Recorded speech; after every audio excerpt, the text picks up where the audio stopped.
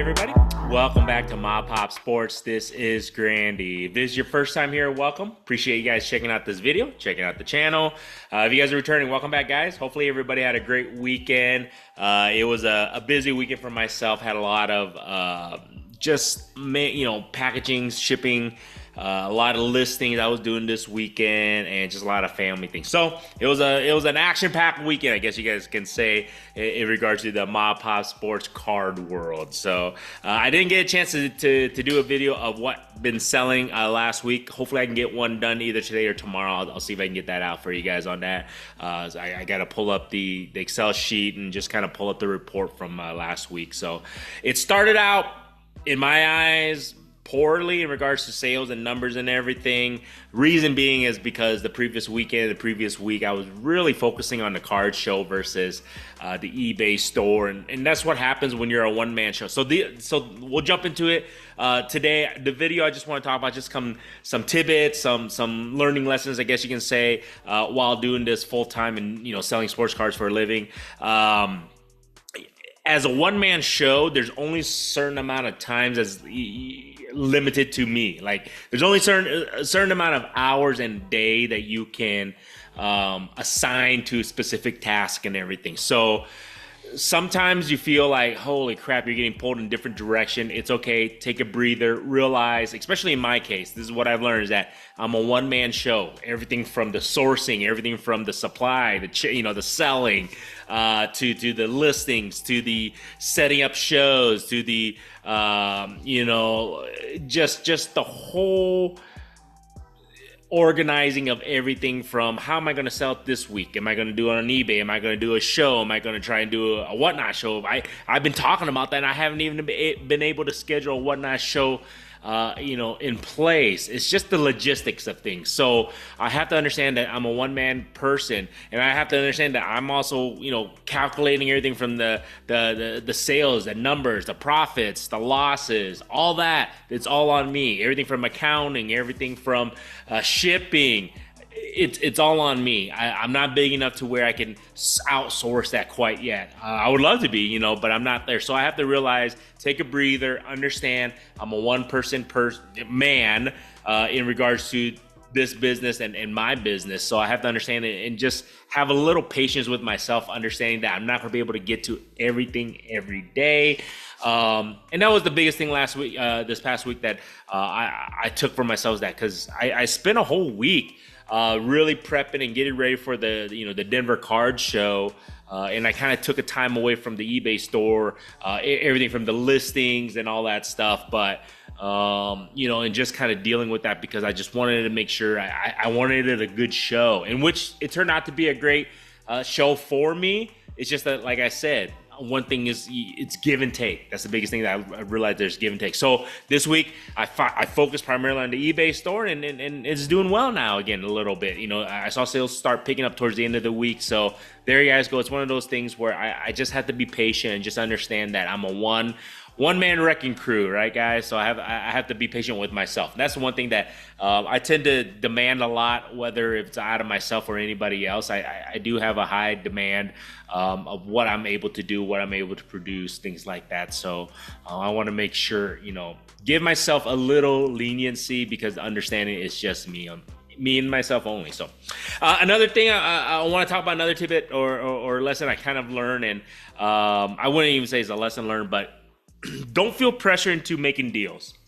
At the card show, there's a few times I did feel a little bit of pressure into making a deal. I still made the deal. I wouldn't say I felt like it wasn't a good deal. It was. I just wasn't sure if it was one that I could have held off on and possibly, I guess you can say, make a little bit more profit if I would have held off of it. But at the end of the day, when I look back at it, I still made revenue, and I did make a little bit of profit, maybe not as much as I wanted to, but what I did realize is that, because after that there was a couple other deals that it's okay to walk away from them, and just maybe the buyer got a little upset, whatever the case may be. But if it doesn't make sense, it's okay. Don't feel pressured, whether they're in person, whether they have a more forceful way of negotiating, things like that. understand that it's okay to say no, it doesn't make sense to me, this is where I'm going to be.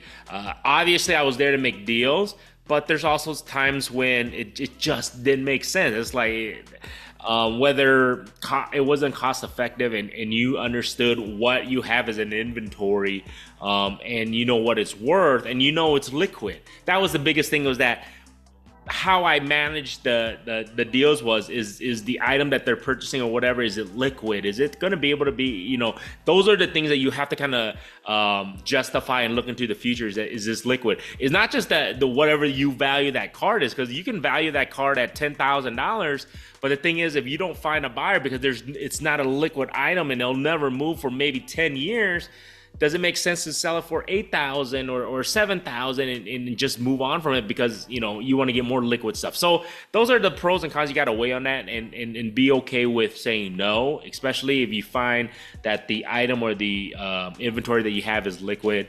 I definitely was able to say no a couple times, and it just didn't make sense. And to me, even if I was gonna take a little bit of revenue and possibly put it into something else, I would rather have kept that and not sell it for so cheap, I guess you can say, knowingly, with the football season coming up soon, and it was a football card lot, and I know it's a liquid player and it's a liquid card, that I know I can move it and for a much better deal. So like I just said, it's okay to walk away from a deal. Don't feel pressure. That's the biggest thing. Is don't feel like you're obligated to the buyer, to the person, because he made an offer or she made an offer and it's a cash offer or whatever the case may be. Don't feel that way, and it's okay to hold on to liquid items. That's the biggest thing, though. Keep on, but I also understand that you're still gonna have to find a buyer for those items. So, like I said, pros and cons on that. Okay to say no, okay to walk away,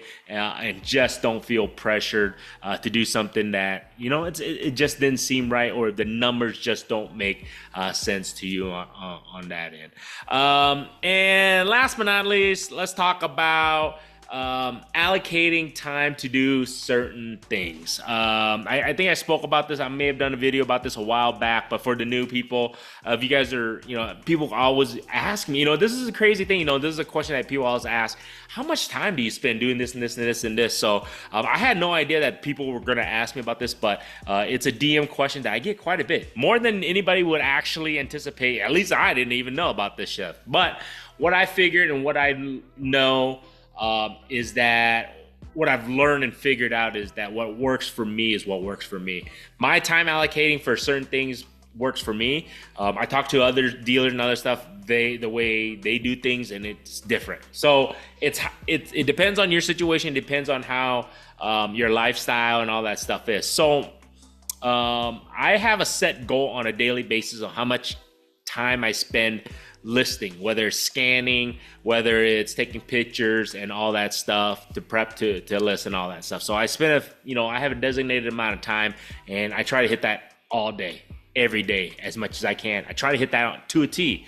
Whether I break it up into certain parts during the day, that's where it's unique on that. So I do keep track of it. I try to spend about 2.5 to 3 hours of pure scanning, pure taking pictures, getting ready to list. So I literally spend 2.5 to 3 hours. I jot it down. I really put a timestamp on that, because I want to be consistent. That's the biggest thing, is I feel like consistency is the key, whether you're running an eBay store or anything else, or any small business you're looking to do. Consistency is the key. Then at the beginning of this, if you guys, one of the originals who used to follow me, I used to take about 3.5 hours to pack and ship. Thank goodness I cut that down, guys. My shipping has gone down to about an hour and a half. On an average day, probably about an hour and a half. Some days maybe only an hour, some days 2 hours. But I rarely do shipping above 2 hours a day, unless it was a heavy weekend and I didn't get any shipments out on Saturday or something like that. If it was a heavy weekend of orders, then it might be about 2.5 hours, but it doesn't even reach that. Honestly, 2 hours about my max, hour and a half, about the average, about an hour. So about an hour and a half, I would say, on a daily basis. So that's about, let's just say that's about 4 hours of work instantly right then and there. Then I actually go into the comps of the cards and actual listing them. So I split that up, guys. So if you guys are wondering, I split up my scanning and my picture taking different from my actual listings, because at the time I figured out that if I can spend more time just scan, taking pictures, moving on, I feel like I can focus on that and do that for 2.5, 3 hours. I get more done. And then doing the shipping stuff, change it up a little bit. Then I go back and do my listing stuff. So I try to do my listings and pricing stuff out. So I spend another about 2.5 to 3 hours of doing that. So primarily 2.5, 3 hours up straight, taking those listings that I scan and then pricing them out, listing them to my eBay store. Same thing with the pictures, pricing them out, listing them up onto my eBay store. So I split those into 2 different sections during the day. I do that. And that's how I work on that.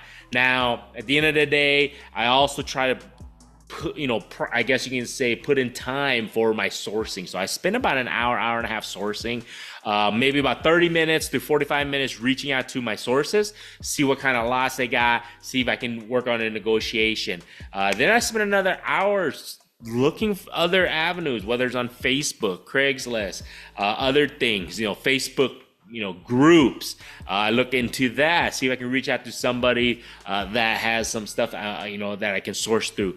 When I'm talking about sourcing, it's not necessarily buying instantly. It's the negotiation part. It's finding the type of inventory you want for your situation, for your store, and that's what takes a lot of time, because you got to price that out. So that's the thing. So people take for granted. They think it's just you find something and you just buy it. Well, you have to price it out, making sure that, okay, well, the comps here are saying it's about $1,000. Hey, maybe I'll shoot an offer at about $600, $650 because I need the margin in regards to a profitable margin. Maybe it's a big lot, maybe a small lot. It just all depends. Maybe they come back at $800, $900. It might make a good deal. Let's meet halfway. All those little things. So you got to comp it out, all that stuff. So I spent about an hour and a half of that, throughout the day working on that, of just plain sourcing. And then every other week or every 2 weeks, or I try to do another 30 minutes to an hour, of just calculating numbers, everything from what's selling that past week. I calculate numbers in regards to what my sales numbers are, what's my average sale per item is. So I spend time of, I guess you can that's like accounting stuff, I guess you can say. So my own accountant, I have to take the numbers, and numbers don't lie. So if sales are up this week, sales are down this week, what's selling? Football, basketball, slabs, baseball, what is moving? I try to calculate all that and try to brainstorm. Okay, so this is what's working, this is not working. Should I change the type of inventory I carry? All those little numbers I try to add up and try to kind of figure out. So it's kind of a brainstorm session / data analytics. I guess that's what you call it, right? Data analytics, and just kind of see where I'm at, where I want to be, which way I want to, move in regards to taking the business and everything. So that's how I break it down on a daily basis, on a weekly basis. This is kind of how, my hours I spend on that. If you calculate the hours, it's more than 10, sometimes 12 hours a day. I think somebody mentioned, on one of the comments on my previous video, working from home, doing my own business, running this at home, it's 24/7.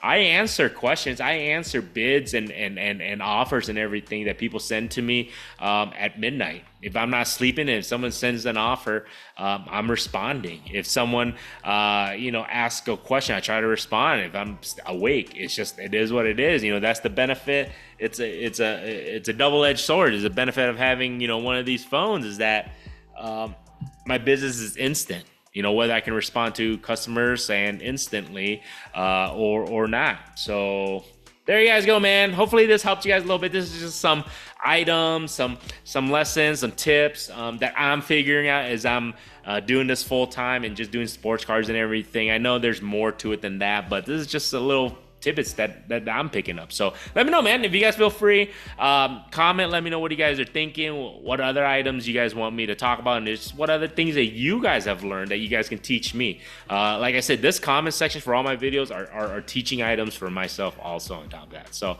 other than that, man, if you guys like this stuff, feel free to subscribe. I always say, if you haven't subscribed, you watch this far, I still appreciate you guys more than you'll ever know. Other than that, check out the eBay store. Links in the description. Every little bit helps. Feel free to send out an offer. Other than that, man, have a good rest of the week, guys. Till next time, have a good one.